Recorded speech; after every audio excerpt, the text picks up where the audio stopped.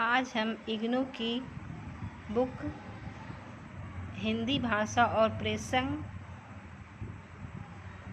जिसका subject code है BHDAE 182, इसका अध्ययन करेंगे।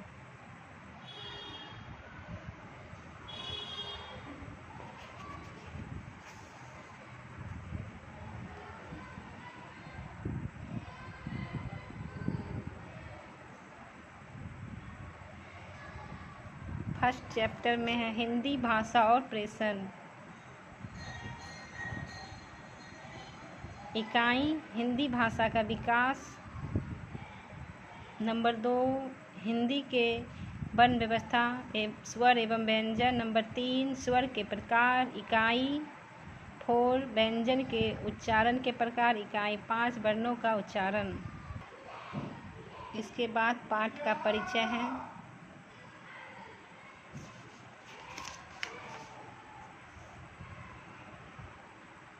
फिर इकाई 1 में देखेंगे हिंदी भाषा का विकास।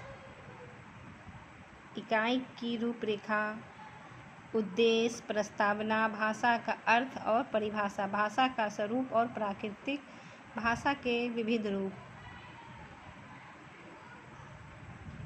भौगोलिक या क्षेत्रता के आधार पर, प्रयोग के आधार पर, निर्माण के आधार पर, मानकता के आधार पर, प्रकार के आधार पर, ऐतिहासिकता के आधार पर, स्मृतिकरण के आधार पर।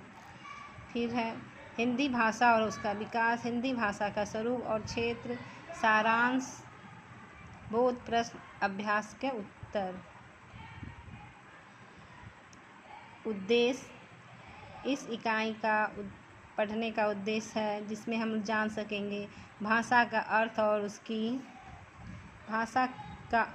और उसकी परिभाषा जान सकेंगे, भाषा के स्वरूप और उसकी प्रकृति को समझेंगे, भाषा के विविध रूपों के बारे में समझ सकेंगे, हिंदी भाषा के विकास के बारे में जानकारी प्राप्त कर सकेंगे। फिर आती है उसके बाद प्रस्तावना।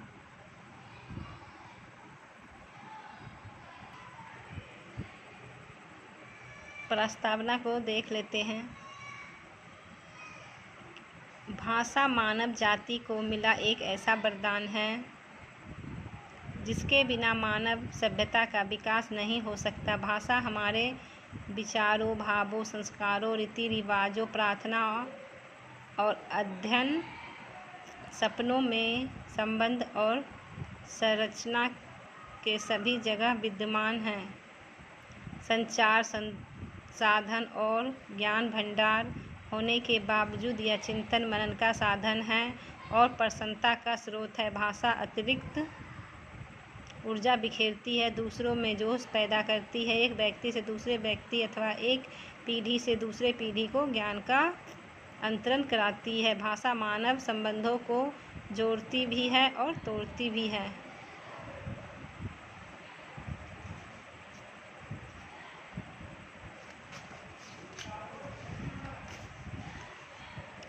फिर इसके बाद भाषा का अर्थ। भाषा का अर्थ में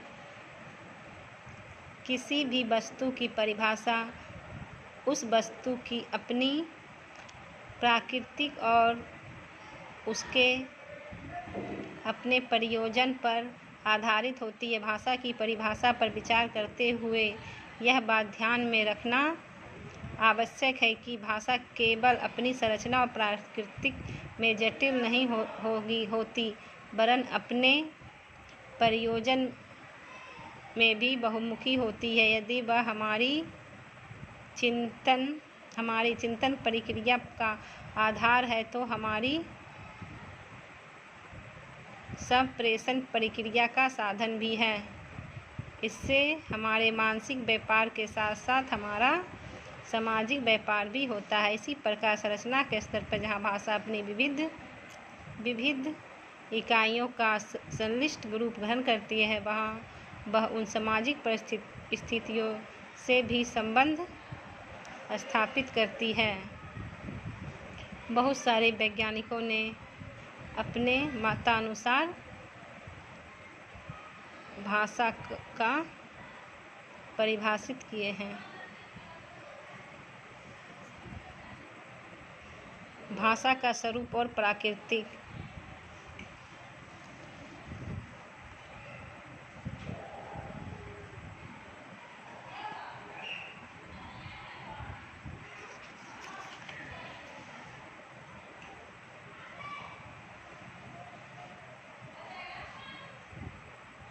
वाक्य धरातल पर 3 वाक्य देखें।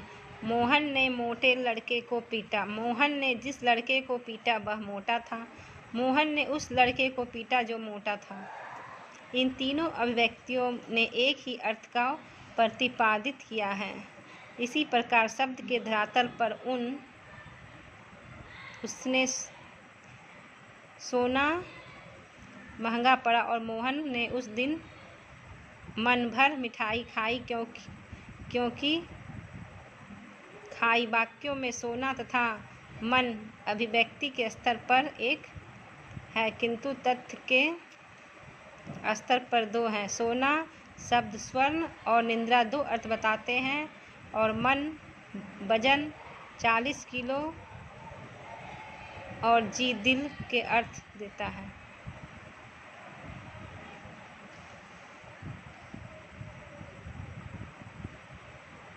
समाज और प्रतीक का संबंध फिर है कि ये बोध प्रश्न है।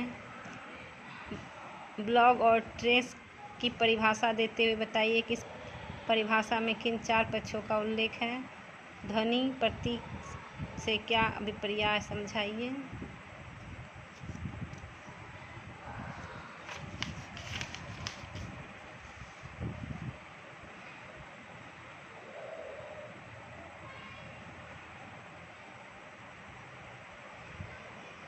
फिर भौगोलिक या क्षेत्रीय भाषा के विविध रूप हैं। भौगोलिक या क्षेत्रीयता के आधार पर व्यक्ति बोली, स्थानीय बोली, बोली उपभाषा, भाषा प्रयोग के आधार पर समान बोल चाल की भाषा, साहित्य भाषा, व्यावसायिक भाषा, कार्यालयीय भाषा, राज्य भाषा।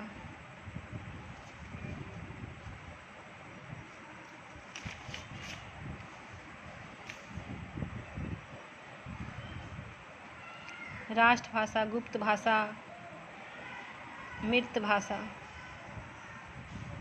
निर्माण के आधार पर सहज भाषा, कृत्रिम भाषा। मानकता के आधार पर मानक या परिनिष्ठित भाषा, मानकेतर भाषा। अमानक भाषा, उपभाषा।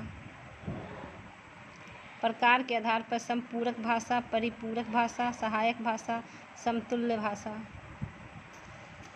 इतिहास के आधार पे मूल या उद्गम भाषा, प्राचीन भाषा, मध्यकालीन भाषा।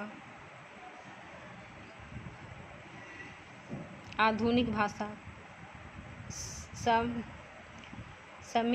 सम्मिश्रीकरण के आधार पर पिजिन, क्रियोल।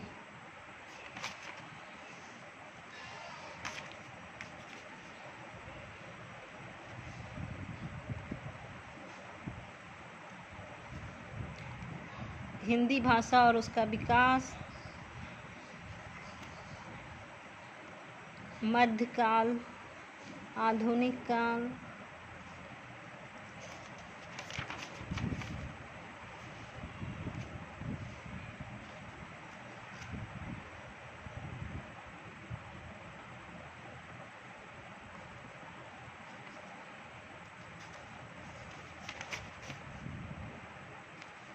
हिंदी भाषा का स्वरूप और क्षेत्र।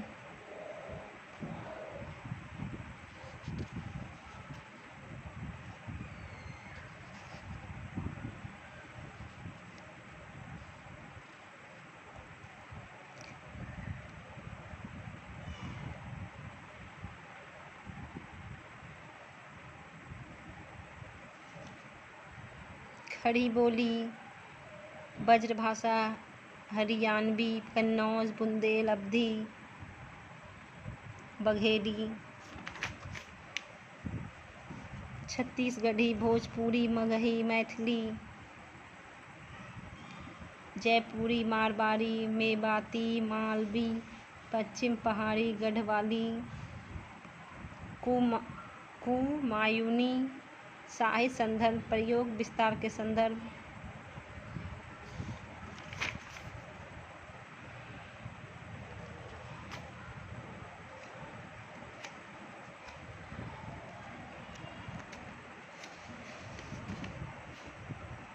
पहले चैप्टर में बस इतना ही। कल दूसरे चैप्टर का अध्ययन करेंगे।